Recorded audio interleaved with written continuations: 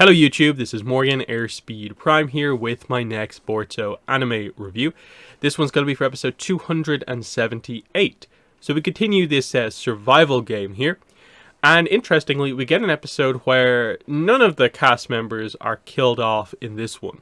Bit of a surprise, but they used it instead to kind of be like, okay, this is our final selection here. For the most part, we don't have any random characters who we'll need to get rid of at a later point.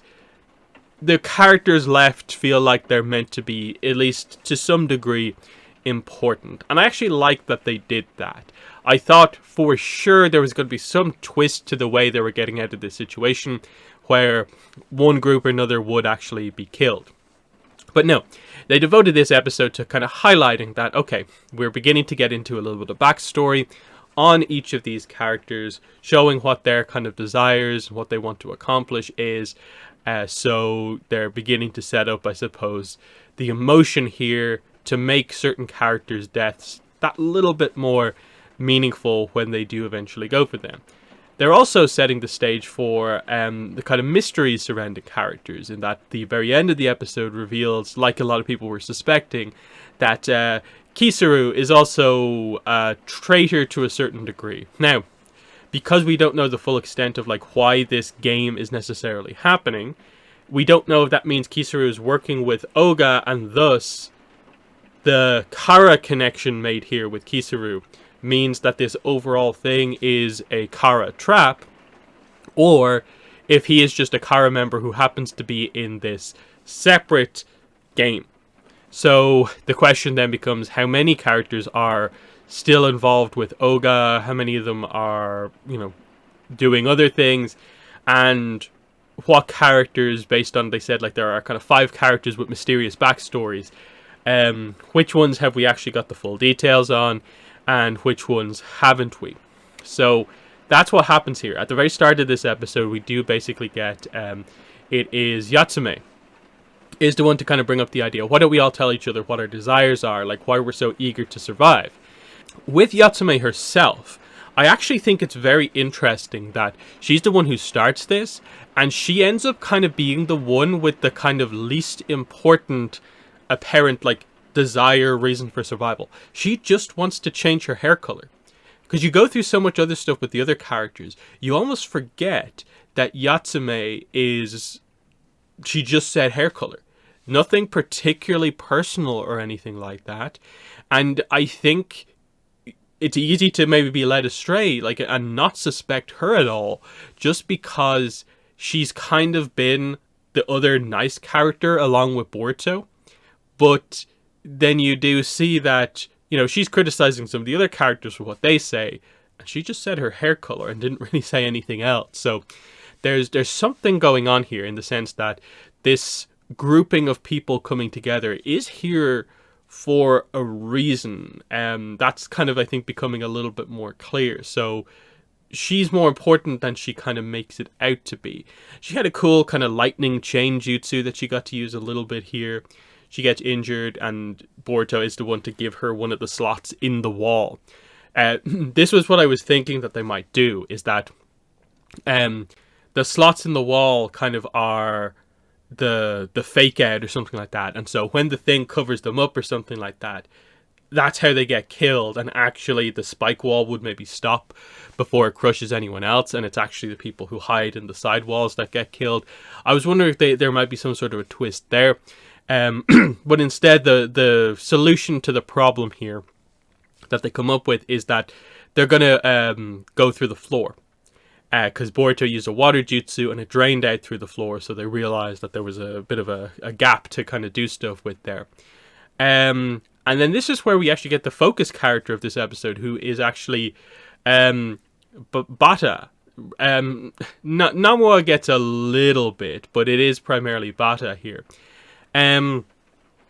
Bata reveals that at the start of the episode, her desire is to get enough money to buy an island. And she frames it as it being this very selfish thing, that she just wants money to kind of live in the life of luxury. But in the middle of everything going kind of quite crazy, she tells the truth about this, which is that she wants the money to basically buy her island back from rich, wealthy people who came in, basically bought up where she used to live and turned it into a kind of resort destination. And she wants to buy her homeland back. So much more kind of, noble, intense from this character than we thought before. And I think you could tell they were going in this direction with the fact that she has been affected by having killed someone to make this happen. And I think this probably means that, like, okay, here's a character who I think we can exclude from thinking is a traitor and is now more in line with the other characters. So, it's going to be interesting to see where we go from here, in that at the end of this episode, she is the one to reveal that she found the communicator on Kisuru, I guess, is the kind of reveal in all of this. So that's fine. That's, I think, really good for her. They needed to do the development with her, and they absolutely did. With Namua, they show that he has these tattoos on his arms, which Rokuro is like, oh, that means you were in prison somewhere. So he basically just explains that his backstory is that he was this kind of wicked man who would go around, sort of kill, steal from whoever he wanted, and he was growing scared of, like, what if he becomes the victim one day? But then, when he went to rob this old man one day, he looked into that man's eyes and just was unable to do it, and so because of this, changed his life around and has lived as basically a monk ever since, trying to be better. Is it the full extent of his backstory? I'm not sure, but I think everything he's done so far has been good to help the group. So unless there's an extra layer to this, it feels like, okay, that was the truth of his backstory. Shamo takes out a picture and it's revealed that, oh, like he wants to make his grandmother happy one day. And it's like, okay, that's fine. I think he's been pretty innocent throughout all of this. And you don't expect really him too much. Maybe there'll be some crazy twist with him, but I have to lean in the direction of just believing he is just the character he is presenting himself as. Rokuro doesn't say anything, but he obviously went in as the prisoner of another shinobi, so we'll see if they try to do anything with him. I assume they will. Will it be anything significant? We'll have to wait and see. Kisuru, what he says is that he wants to go to a hot spring that he used to go to with his, was it grandfather or father? I forget the exact details, but to look out at the ocean. So it's kind of like, okay, that's nice. There's a little bit of sentiment to that, but it's also a little bit low key. So is that good enough or not? And then how does this relate to him being part of Kara? Again, with him, we basically know we have to get more of the story. Fugo, the guy with the briefcase. They actually open the briefcase at the end of the episode. Now, they highlight that he's the only one who looks inside. No one else sees it apart from the audience. Inside is a picture of him, his wife, and his child. And then a flask of drink or something like that. I don't really know what it is. But either way, he doesn't have money in there. Now, they've obviously turned kind of Bata around as a character, but if she thinks he's rich still, she's still going to be annoyed, but I don't think she's going to, like, kind of kill him or anything like that, maybe like she threatened to before. So, we're waiting with him to see some sort of a backstory. I'd be a little surprised if maybe he was heavily involved in anything. He might have a quite interesting backstory, because he doesn't seem to be, like, a shinobi or anything like that, so he feels different than, like, the entire rest of the group that we have left. But he definitely is the one, like, him and Rokuro are the ones we know, like, the least about. So I assume we'll get stuff on them as we kind of go through. And I think that's the strength of this arc, is that you are waiting to see, in a way, who are the traitors, in a way, why were these specific people chosen to be part of this test? And then what is the origin, like, behind the test? So all these mysteries are really good to have in an arc like this. And I think once they have a good answer at the end, and I suppose it doesn't go on too long, I'll be pretty happy with it. So obviously we have 2 challenges left. The preview seems to suggest that the next one is going to be more of a direct having them all face off against each other to like win things from each other. They seem to all get like a card that has like a number on it. They have to try and get up to 7. One person actually has 7 already. So this test here, the second last one, I guess, seems to be forcing them to fight to get out of this alive. Now, that seems like, again, it maybe is open to being maybe manipulated by the participants to make sure they all get out alive. In that, what is it? Unless there is a rule where, like, Oga says, like, that you are going to be killed basically by the game if you don't have 7 at the end. But then that maybe opens it up to a little bit of the candle solution, where like everyone just grabs hold of the same card, and that's one kind of solution to get out of here. So we'll see how they force them to do it. I'd be surprised if they go multiple episodes in a row without killing a character, because it does maybe feel like someone like of who's left. It kind of feels like, I guess, Namua, I still feel might be a character they kill off at some point.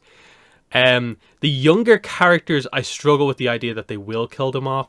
It would obviously be hugely impactful if they did it to Bata, Shamo, Yatsume, or even Kizaru. It depends on what they do with his backstory. So it kind of feels like, okay, Namua, Fugo, Rokuro are the ones where, like, are they the ones who might get taken out at some point? But we are, of course, waiting to see. So, beyond that, was there anything too much to say about in the episode that was suspicious or anything? Obviously, like, Kizaru we knew was a little bit suspicious from before, like the ladder from like an episode or 2 ago that he just seemed to have and so on. So, that's always been something with him. The question is, like, who is he communicating with? Is it with Oga, with the people running the game, or is it Kara people on the outside? We don't really know. But there was a quick scene showing Team 7, which is now including Kawaki here. They are investigating. They seem to be aware that Kizaru is kind of involved in this. So it'll be interesting to see how exactly they get involved. Because if he is involved with the game, I guess through investigating him, they can maybe find people he's connected to, find the trail to where the game is, and that might be how we actually resolve this in the end. So I think the arc is actually just coming together quite nicely. I like that there is a lot to speculate about with what you learn about this pretty large cast of characters that we've just met here over the last few episodes. And yeah, there's a lot of suspicions, a lot of twists and turns. And yeah, it's just little things like I said at the start, like Yatsume. Is there anything about the fact that changing her hair color was the only like thing she really said? And she, in a way, of all the characters, in a way, has said the least about herself, potentially, but otherwise has acted very nicely with everyone, and has gone under the radar because she's been helping the group, but has actually not said too much about herself, when everyone else sort of has. Is that suspicious? Because I feel there's like a twist coming. There's a reason, in a way, there's been quite a bit of focus on her, is that I think we're waiting for something to kind of twist and turn with her. So that's something I'm looking forward to, because I've quite liked her character over the course of these episodes. So they're my thoughts on the episode. In the comments, let me know what your thoughts are. Who are you suspicious of? Who do you think is going to get taken out next? And do you have any theories for what's actually happening with this game overall? But that's been the video. Thanks for watching, and bye.